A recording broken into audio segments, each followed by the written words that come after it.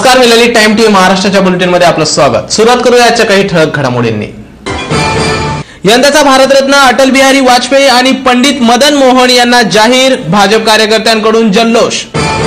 पुण्यातील कोरेगाव पार्कातील सराफी दुकानात सशस्त्र दरोडा. 1 करोड रुपयांची दागिने आणि रोकड लंपास. आता माहिती अधिकाराची माहिती मिळणार ऑनलाईन. फडणवीस सरकारची 9 वर्षाची भेट. सावंतवाडी पर्यटन महोत्सवाची आदित्य ठाकरेंच्या हस्ते शुभारंभ. आणि आत्महत्येचं सत्र सुरूच. यवतमाळ जिल्ह्यात एकाच दिवशी 2 शेतकऱ्यांची आत्महत्या. आता वळूया सविस्तर वृत्ताकडे. नव्या वर्षाची भेट म्हणून राज्य सरकारनं आता माहितीच्या अधिकाराबाबतची माहिती ऑनलाईन उपलब्ध करून दिली आहे. कामकाजातील पारदर्शकता वाढावी म्हणून मुख्यमंत्री फडणवीस यांनी उचललेलं हे आणखीन एक महत्त्वाचं पाऊल ठरणार आहे. नव्या वर्षापासून या कामकाजाची सुरुवात होताना दिसणार आहे. जानेवारी महिन्यापासून राज्यातील जनतेला माहितीचा अधिकार कायद्याखाली ऑनलाईन माहिती मिळणार आहे. यानुसार अर्जदाराला दिल्या जाणाऱ्या माहितीमध्ये पारदर्शकता येईल असा विश्वास सरकारनं व्यक्त केला आहे. सरकारच्या या निर्णयाचं आरटीआय कार्यकर्त्यांनी स्वागत केलंय. ऑनलाईन कोणती माहिती मिळेल? अर्जदाराने माहिती अधिकार कायद्याअंतर्गत माहिती मिळवण्यासाठी ऑनलाईन अर्ज करण्याची प्रक्रिया राज्यात सर्वत्र लागू केल्यानंतर अर्जदाराने केलेला अर्ज आणि त्यावर कोणती कारवाई झाली हे सुद्धा पाहण्याची सुविधा ऑनलाईन करण्यात येणार आहे.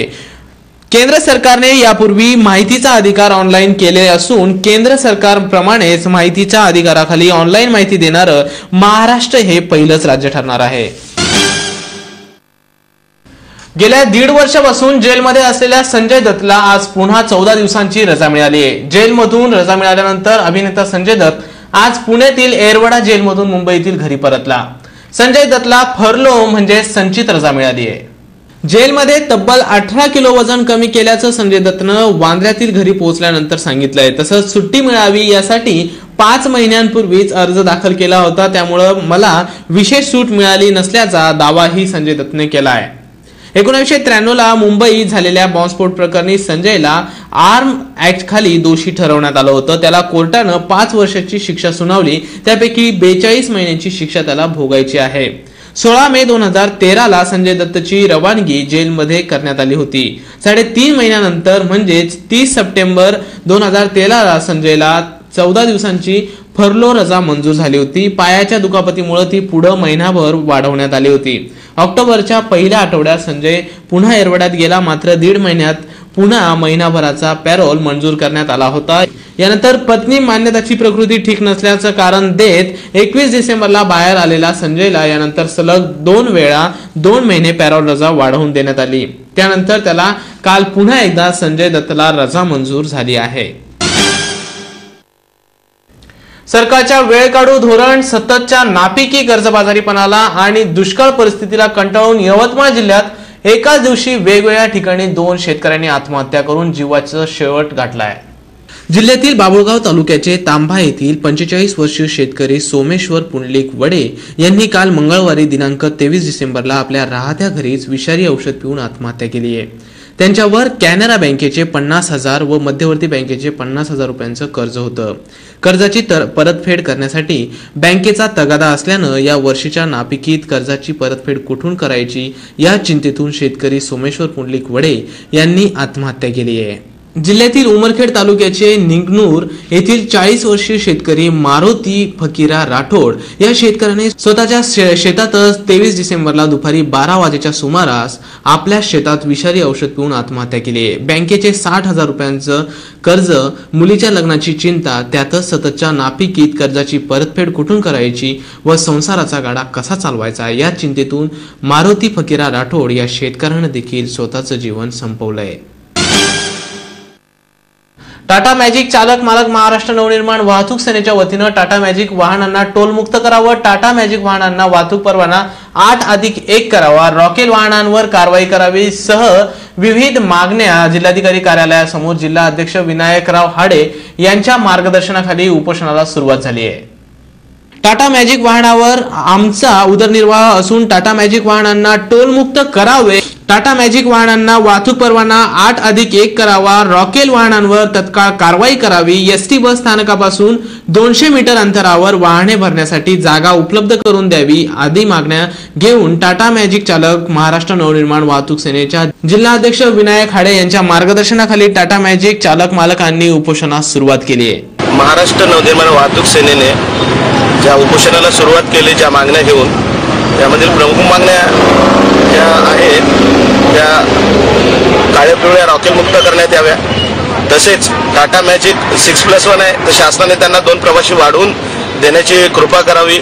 मागण्या पूर्ण न झाल्यास आम्ही तीव्र आंदोलन छेडू, याची शासनाने नोंद घ्यावी। आम्ही महाराष्ट्र नवनिर्माण वाहतूक सेनेतर्फे या ठिकाणी उपोषणाला 2 दिवसापासून बसलेला असून आमच्या मागण्या या पुढील प्रमाणे आहेत की एक तर आमची गाडी ही टोलमुक्त करण्यात यावी, दुसरी ज्या गाड्या त्या रॉकेलवर चालू आहेत त्या गाड्यांवर ताबडतोब कारवाई चालू करण्यात यावी व बस बुलढाणा येथे बस स्टँड पासून 200 मीटरच्या अंतरावर आम्हाला योग्य ती जागा देण्यात यावी।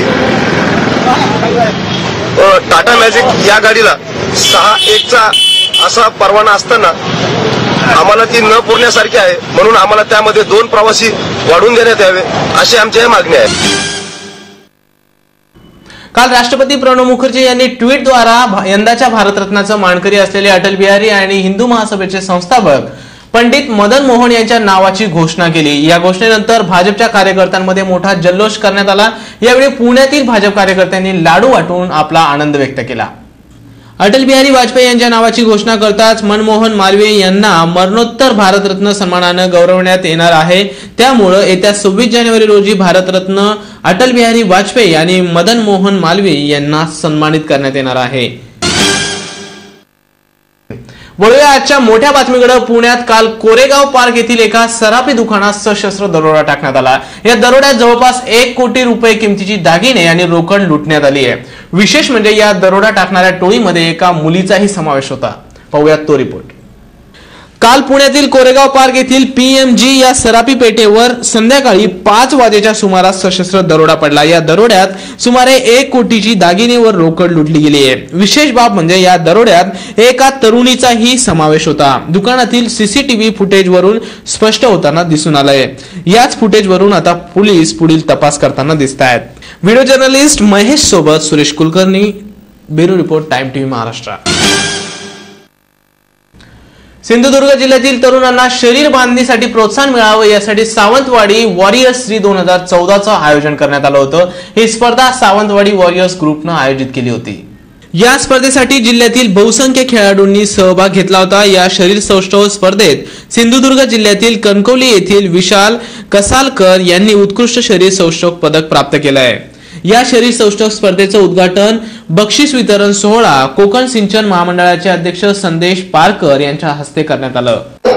या तरुणाईच्या मागे त्या ठिकाणी राहण्याचा प्रयत्न केला की जेणेकरून माझ्या जिल्ह्यातल्या तरुणांना प्रत्येक क्षेत्रामध्ये भरीव त्या ठिकाणी कामगिरी करणं गरजेचं आहे। आज या निसर्गरम्य अशा परिसरामध्ये तळ्याच्या घाटावर आपण एका सुंदर अशा शरीर सौष्ठव स्पर्धेचं आयोजन केलेलं आहे। जिल्ह्यामध्ये अनेक स्पर्धक त्याच्यामध्ये सहभागी झालेले आहेत। आपल्याला त्या ठिकाणी त्या सगळ्या क्रीडा प्रकाराचा आनंद या स्पर्धेच्या निमित्तानं त्या ठिकाणी लुटता येणार आणि म्हणून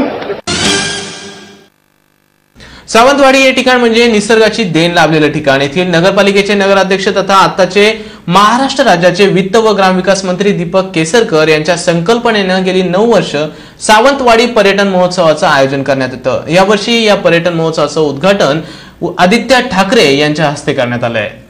यावेळी आदित्य ठाकरे यांच्या हस्ते चित्र प्रदर्शनाचं देखील उद्घाटन करण्यात आलं। तर आदित्य ठाकरे यांच्या हस्ते मोती तलावातील भव्य तरंगत्या शोभा याचंही उद्घाटन करण्यात आलं। यावेळी राज्यमंत्री, जिल्ह्याचे पालकमंत्री दीपक केसरकर यांनी भाषण केलं। तसंच आज अटल बिहारी वाजपेयी यांचा वाढदिवस नागपुरात नमन फाउंडेशन तर्फे तुलसी रोपे वाटून त्यांचा वाढदिवस साजरा करण्यात आला। यावेळी केंद्रीय मंत्री नितीन गडकरी यांची प्रमुख उपस्थिती होती। आज भारताचे पूर्व पंतप्रधान अटल बिहारी वाजपेयी यांचा वाढदिवस। कालच त्यांना भारतरत्न जाहीर झाला असून देशात त्यांचा वाढदिवस उत्साहात साजरा करण्यात आला। नागपुरात वेगळ्या पद्धतीने अटलजींचा वाढदिवस साजरा करण्यात आला। यावेळी तुळशी रोप वाटून अटल बिहारी वाजपेयी यांचा वाढदिवस साजरा करण्यात आला। जाता जाता पुन्हा एक नजर टाकूयात आजच्या काही ठळक घडामोडींवर. यंदाचा भारतरत्न अटल बिहारी वाजपेयी आणि पंडित मदन मोहन यांना जाहीर, भाजप कार्यकर्त्यांकडून जल्लोष. पुण्यातील कोरेगाव पार्कातील सराफी दुकानात सशस्त्र दरोडा, 1 करोड रुपयांची दागिने आणि रोकड लंपास. आता माहिती अधिकाराची माहिती मिळणार ऑनलाईन, फडणवीस सरकारची 9 वर्षाची भेट. सावंतवाडी पर्यटन महोत्सवाची आदित्य ठाकरेंच्या हस्ते शुभारंभ. आणि आत्महत्येचं सत्र सुरूच, यवतमाळ जिल्ह्यात एकाच दिवशी 2 शेतकऱ्यांची आत्महत्या. आणि याचबरोबर हे बातमीपत्र संपलं. पुन्हा भेटूया नवीन बातमीपत्रात. तुम्ही पाहत राहा टाइम टीव्ही महाराष्ट्र. नमस्कार.